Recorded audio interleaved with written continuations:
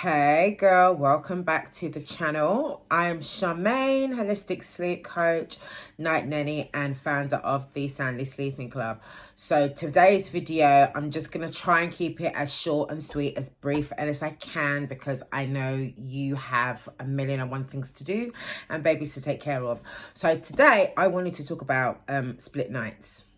I'm going to be talking about what they are, what potentially causes them, and ways in which you can fix them according to what might be actually causing it. So a split night is when your baby will sleep for like a consolidated chunk of time, like maybe 3-4 hours, then wake for like 1 or 2 hours. They might be happy to be awake, they might be really cheesed off to be awake, but usually that 2 or 3 hour chunk of time happens at a really inconvenient time of night, usually in the middle of the night. I'm finding it can sometimes be from like midnight to 2 a.m, 2 a.m to 4 a.m, sometimes even like you know, a baby can go to sleep at like 6, sleep till 10, and then be awake from 10 until midnight. And of lately it's been a recurring theme within my community, so I thought let's talk about it. It's something that I have noticed can happen at any age, and I often find it occurs when the distribution of sleep over a 24-hour period somehow gets rejigged or distributed in a way that just makes it really, really difficult for parents to manage. So I'll share a couple of scenarios with you of split nights that I have dealt with. So the first occurrence that I experienced with a split night was with a former night nanny client of mine. I'd worked with the family when their baby was a newborn for a number of weeks to help them catch up on sleep. And then when their little one, I believe, got to about 7 or 8 months, they started doing this split night thing where they would go down to bed at 7 p.m, sleep really, really well.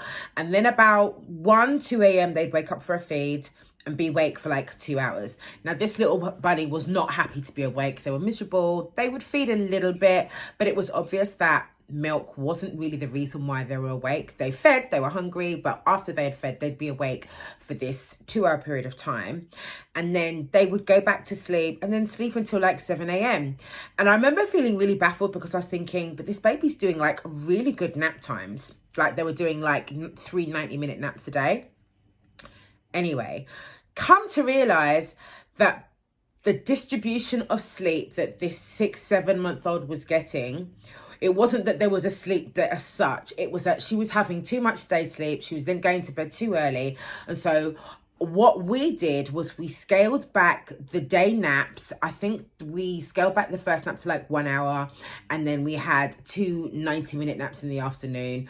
We then pushed bedtime back a little bit, and slowly but surely that 2-hour gap of time in the window in the middle of the night disappeared. That's how we solved that one. But then I also had another scenario with another client who had a split night, and this was a toddler. And what was happening is that this toddler was going to nursery, having a 1-hour nap at nursery, no problem in the middle of the day. But they would be awake for like 2 hours in the middle of the night between like 3 a.m. and 5 a.m. or 2 a.m. and 4 a.m. for 2 hours.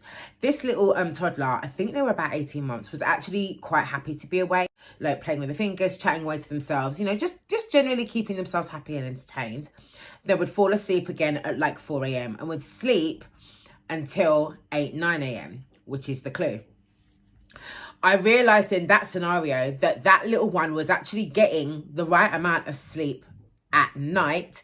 However, what we realized working with this family is because this little one was having these 2 hours of awake time in the middle of the night, the family were then, instead of waking him up, her up at like 6 or 7 a.m, which is kind of a normal waking time for a toddler, they were allowing this toddler to have a lie-in until about 8 or 9 o'clock in the morning.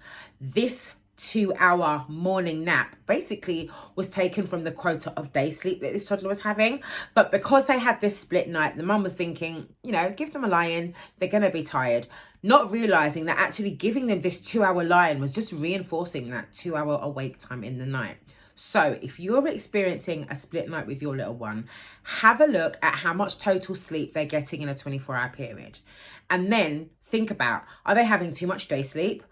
If they're not having too much day sleep, are they having too much night sleep? Is when they're getting the night sleep does it need redistributing? So here's a scenario. You might find that you're putting your little one to bed at 7 p.m. and then they're waking up at 2 a.m. and they're having this 2-hour wake period. But if you think about the total amount of sleep that a little one needs, let's say, for example, a 2-year-old, they're only going to need an average between 11, 12 hours total sleep in a 24-hour period. If your little one is going to bed at 7 p.m. and they're waking up at 2 a.m., let's count 7 p.m., 8 p.m., 9 p.m., 10 p.m., 11 p.m., 12 p.m., 1 p.m., 2 p.m. That's 7 hours of sleep. That's a really good chunk of sleep. So can you see now why this little one would happily be awake for like 2 hours? So if they're waking up at, say, 2 a.m., they're going to be awake for 2 hours, fall back asleep at 4 a.m. And then if they're then sleeping for another 4 hours, that 4 hours is almost like a morning nap. So what I would do in that scenario is okay, that baby's been awake for 2 hours. That child's been awake for 2 hours. I'd calculate the total amount of sleep that baby's getting overnight, and then I'd redistribute the sleep. So what I would do is instead of allowing that little one to sleep in and have a lie-in till 8, 9 o'clock, I'd wake them up at 7, give them a reduced amount of daytime sleep so they still get their 1-hour nap. But I would play around with bedtimes, maybe push it back a little bit just to see if that 2-hour awake window, that period of time in the night gets shorter and shorter. Now, sometimes by redistributing sleep, you can actually see that 2-hour awake period, or however long that awake period of awake period at night happenings. Sometimes you can see it disappear straight away. Sometimes you might have to kind of reduce it slowly over a number of nights. So have a think about the total amount of sleep that your little one is getting in the day. Have a think about the total amount of sleep they're getting at night.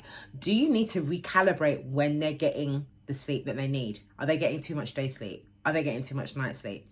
And sometimes the only way you're going to know how much they're getting, or if they're getting enough, is to experiment and play around with timings and write down what you see and then look back and see if you notice any patterns. So if you're struggling with split nights, I'm hoping that this video kind of helped you to unpick it a little bit. If you didn't, please do reach out to me. You can find me on Instagram, charmaine.waters. You can find me on my website, soundlysleeping.co.uk, or you can become a member of my online community, the Soundly Sleeping Club. Just click all the links underneath the video. And yeah, that's it. So if you are stuck, if you're struggling with how to figure out split nights and how to rejig it, I am more than happy to help you and assist you. You can do a half-an-hour express call with me, or you can have me at the end of the phone, or you can even have me do home visits and we can work out and figure out how your kid's sleeping together. I will catch you soon. Please remember to subscribe. If you found this video useful, please share it, and I will catch up with you guys soon.